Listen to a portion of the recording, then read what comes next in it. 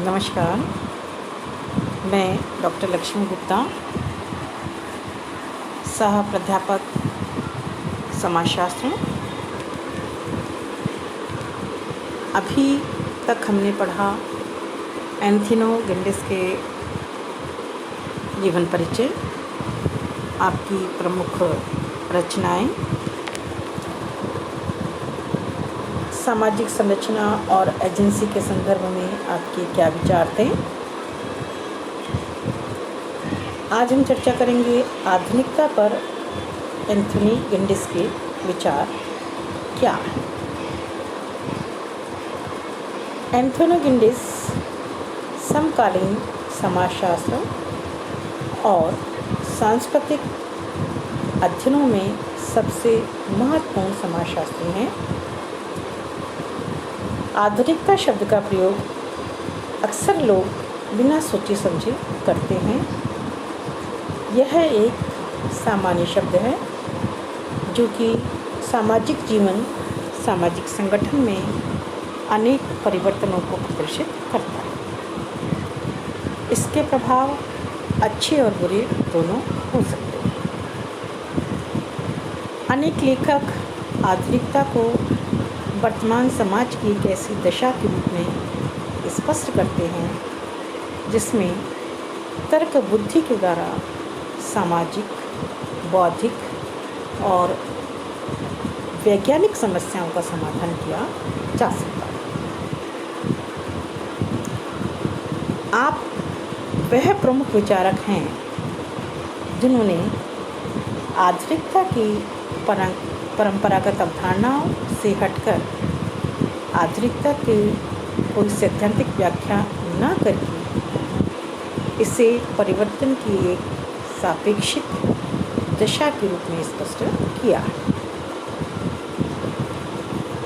आधुनिकता को परिभाषित करते हुए आप लिखते हैं, आधुनिकता का तात्पर्य उन संस्थाओं तथा व्यवहार के तरीके से है जो सामंतवादी व्यवस्था के बाद यूरोप में स्थापित हुए तथा उनके प्रभाव के दृष्टिकोण से 21वीं सदी के अंत तक यह एक ऐतिहासिक विशेषता बन गई।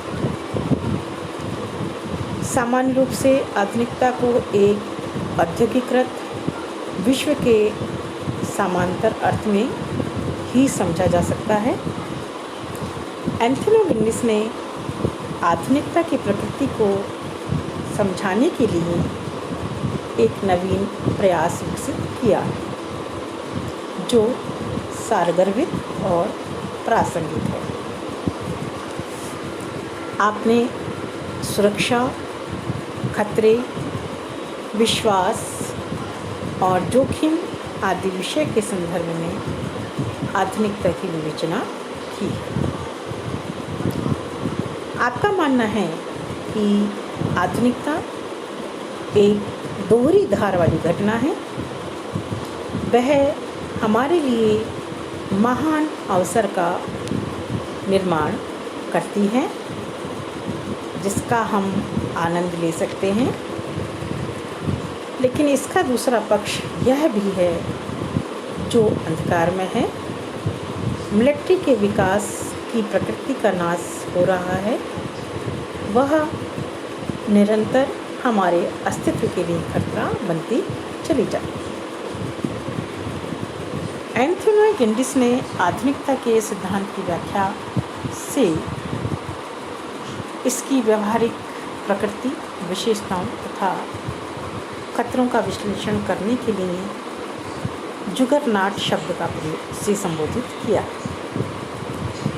19वीं शताब्दी में इस शब्द का प्रयोग सबसे पहले भारत के पूर्व में स्थित जगन्नाथपुरी के उस रथ के लिए किया जिसे रथ यात्रा के समय सैकड़ों भक्तों के द्वारा रस्सों की सहायता से खींचा जाता है तथा एक बार चल जाने के बाद इसे अचानक रोक पाना संभव नहीं। भगदड़ की दशा में अक्सर बहुत से लोग इसके नीचे आ जाने के कारण आकस्मिक मृत्यु का शिकार हो जाते हैं।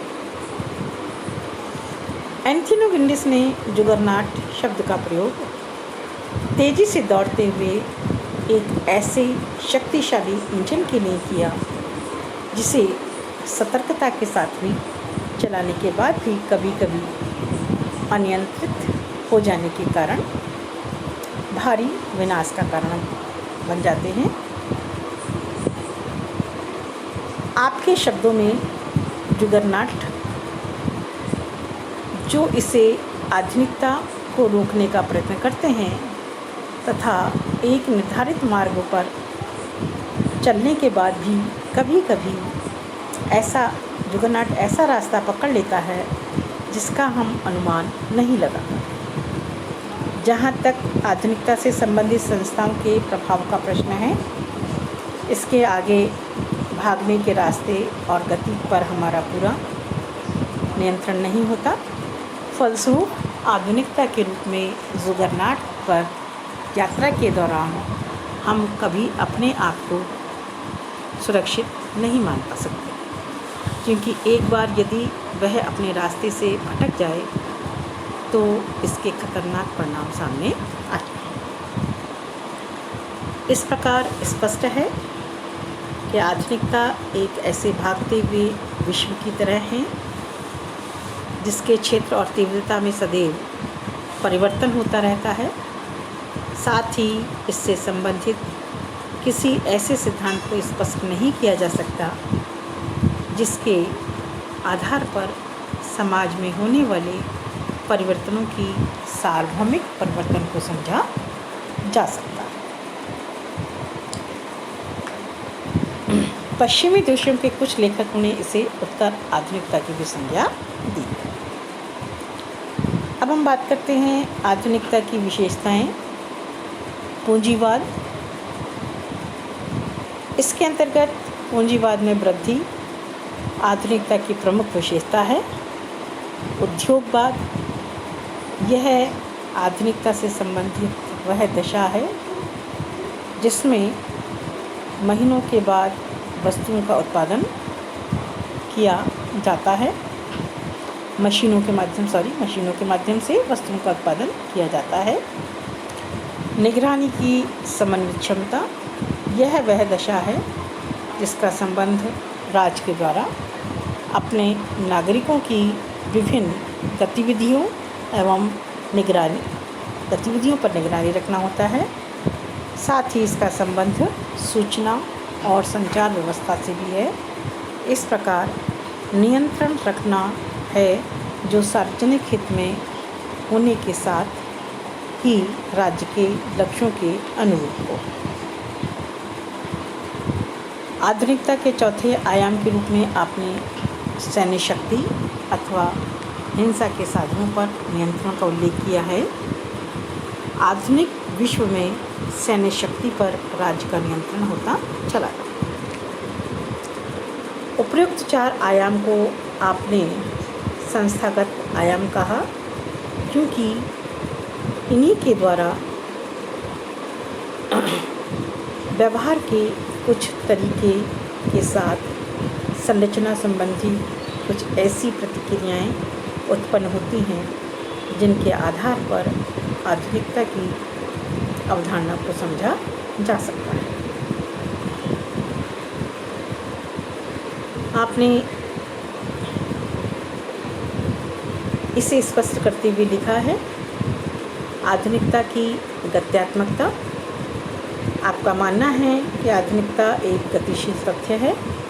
यह गत्यात्मक पक्षों को तीन प्रमुख आधार पर व्यक्त करता है। यह इसके आधार पर समझा जा सकता है। पहला, समय व स्थान की पृथकता।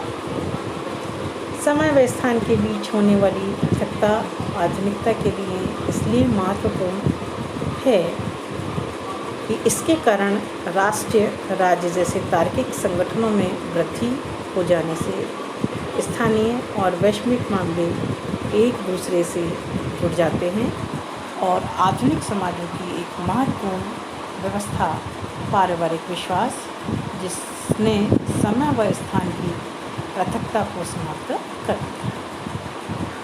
सामाजिक व्यवस्था से अलगाव, आधुनिकीकरण में वृद्धि होने के साथ ही परिवार, नातेदारी, शिक्षा आदि स्थानीय संस्थाएं समाज का हिस्सा नहीं रही। परिवर्तिता का संबंध उस ज्ञान से के नियमित उपयोग से है जिसे विभिन्न संस्थाओं, व्यक्तियों द्वारा समाज को पुनः संगठित करने के लिए उपयोग में लाया जाता है। आधुनिक समाज परिवर्तित समाज की एक ऐसी प्रक्रिया से गुजर रहा है जो व्यक्तिगत जीवन से लेकर विभिन्न संस्थाओं में व्याप्त है, जिसके फलस्वरूप आधुनिक व्यवस्थाओं और सामाजिक संगठन की रचना और पुनः संरचना की प्रक्रिया को लगातार चलती चली जाती है। अब नेक्स्ट जब हम बात करेंगे कि आधुनिकता के क्या परिणाम हैं, दुष्परिणाम हैं, और इस दुष्परिणाम को कैसे इसका समाधान किया जा सकता है, नेक्स्ट वीडियो में हम इसके बारे में चर्चा करेंगे। Thank you.